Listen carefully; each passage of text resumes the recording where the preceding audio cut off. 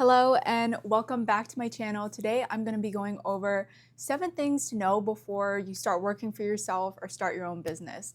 This is perfect if you are a girl in your early 20s, really anyone, but I'm trying to talk to an older version of me.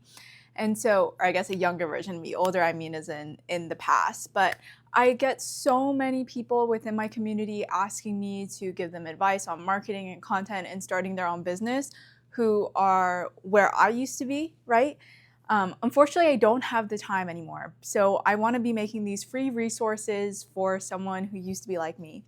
So if that's you, if you're in your early 20s, if you're thinking about starting your own business or working for yourself, here are 7 things that you need to know. I'm gonna put a bonus one in the end because I just thought of it. So number 1 is to know the difference between marketing versus sales. And I say this because as women, a lot of times we're not as naturally good at sales. Sales has a lot of rejection, but if you can overcome that, you're literally going to be unstoppable. If you can handle rejection, then you will be unstoppable. And the reason why I say you need to know the difference between marketing and sales is because you need to know where marketing ends, which is where we kind of naturally are within our feminine energy. I really believe in feminine energy, by the way. But within that, you need to know where that stops and where you're going to have to work a little bit harder to overcome and go for the close. I have still a very hard time with this. I like to be in the position where someone's like, how can I work with you? What can I do? How can I get you to do X? But I still need to go for the close and I still need to negotiate. So marketing is the point where, you attract someone, they're talking to you about business, and then you're doing the things to build the relationship. And then sales is when you actually close and you get the business. I'm going to do an entire course on all of these things, on all of these steps, and go way more in depth into each of them.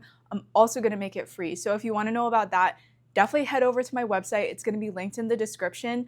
But I want to build out these resources for you guys, for a younger version of me, to make sure that you have the tools to avoid some of the mistakes that I made.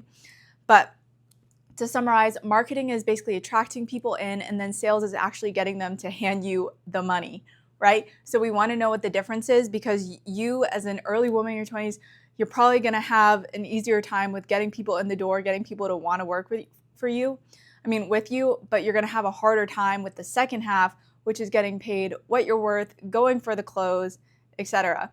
So the rest of these principles are going to help you increase your confidence, increase the value in yourself, so that way this portion's easier. Because the way that I found to make closing the easiest, and this is like a pretty big tip, is be good, have stats, and actually have things to back up what you're saying. It's going to make you feel more confident for your price, and the more there is demand for your services, the easier it will be to hold your worth, hold your value. My husband was calling me. Okay, number 2 is knowing your why. You want to know why you're starting this business, because honestly, it's going to get very hard. It's very hard in the first 2 to 4 years.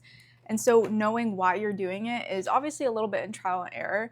But for me, I really anchor into the fact that I want to be able to have flexible work for when I have kids. I think it's very difficult in the US to live on one person's income and save and have all the money for everything. My husband is amazing about being like that rock for me, and he buys me a lot of my stuff. Like, he is really, really great with that.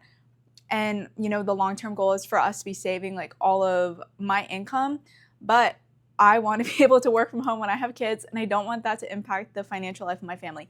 That's my why. You got to come up with your own why, but in the terms of my vision, in terms of my life, that's what I really, really want. I used to have different whys, but this is the one that I've really been able to anchor into as to, I want to start my own business. I don't care how hard this is at the beginning, because I know it'll pay off. So find your why. Number 3 is know your ideal customer persona. Now, I will go more into this in the course because this is honestly a little bit more complicated of a topic, but you need to find out who your customers are. Find out what their wants are, what their needs are, what their desires are, and what their expectations are, right? I said desires, I meant fears. You need to know what these things are, so that way you can adequately do your messaging, and you can be selling people things that they actually want and addressing their fears and their objections, which is a sales thing for those of you who don't know, up front. Am I at number 4? I think I'm at number 4. Number 4 is you need to know how to develop a marketing plan, and you need to know how to stick to it for 12 weeks. We're going to get into the 7th point, which is knowing how to set reasonable and achievable goals. But developing a marketing plan and knowing how to do that is really key to getting your feet off the ground and beginning to generate business for yourself. Now, when you first start as well, you need to have this long-term vision, because it's going to take a while. You're going to have to do some free work or some cheap work until you develop a portfolio, but that's all part of your marketing plan. So you can plan in years, but then sprint in quarters. That's how I made my first 100K in sales. It worked really well for me. So again, I'm gonna break this all down in the course, so make sure you're going to my website and signing up for my newsletter. Number 5 is know your sales process. So again, this is where it's important to first understand the differentiation between marketing and sales. So once you got your marketing plan down, you need to get your sales process down, which is sending proposals to people, making things look professional, being prepared for calls, knowing the little tips and tricks to keep people engaged, knowing when to write people off, knowing the important metrics to have. You really want to know your sales process. And I'm going to mention this to you if you're starting your business. To be honest, the most important things are being prepared and having a presentation when you're first starting, and just having the balls to try to close. I know I'm talking to a bunch of women, I'm like, have the balls to do it, but we got to be a little bit masculine in business, so you got to have the balls to do it. Number 6 is understanding the principles of influence. So this is from Robert Cialdini. He's a professor over at Arizona State University, but knowing these 6 principles of influence, which I would definitely recommend getting his book, but in the course that I'm making, we're going to go into how to apply each one to your business and your marketing plan. But knowing how to use these effectively will seriously change the game in your marketing and in how easy it is to sell. Okay. Number 7 is how to set reasonable goals. So I have another video on this, on how I set my 12-week goals, but I based this off of the 12-week year. And again, this is how I closed my first 100K in sales. But I really made sure that I didn't overextend myself. I think a lot of you guys watching this are going to be like me, where I used to be perfectionist, very all or nothing, and I wasn't able to stay consistent. Honestly, the goals that I set that actually helped me hit my first 100K in sales, they were super reasonable, and I gave myself the goal of hitting them 70% of the time. And I was just really consistent with it for 12 weeks. It really is that simple. And there were things like I went to 2 networking events a week. I did 3 sales calls a week. I did 1 free thing for an existing client every single week for 12 weeks, right? And so that's not a super complicated, super unreachable thing. And yet it still got me the results because I knew how to set reasonable goals at that point. And I was extremely consistent with the ones that I set. Number 8 is, this is your bonus tip. So this is your bonus tip. And this one literally blindsided me when I started making a lot of money. So it's just something to watch out for, but it's taxes. I'm obviously not sponsored, but I have the Keeper app. I'll link it down below, but it has been a game changer for me in my taxes, keeping track of my deductions, keeping track of my quarterly filings, keeping track of my annual filings. I messed up so much of my taxes early on, and God bless, people talk a lot of crap about the IRS. They have been very forgiving to me.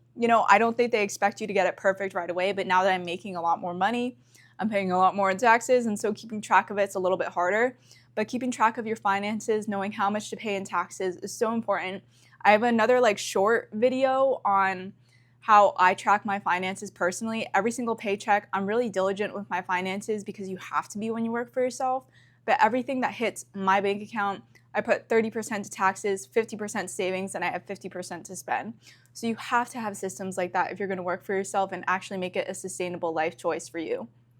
That's all I got for today. Let me know if you're excited about the course. Let me know if you have any questions before it launches, and I'll make sure to read all your comments. Thank you for watching. Make sure to subscribe. See you next time.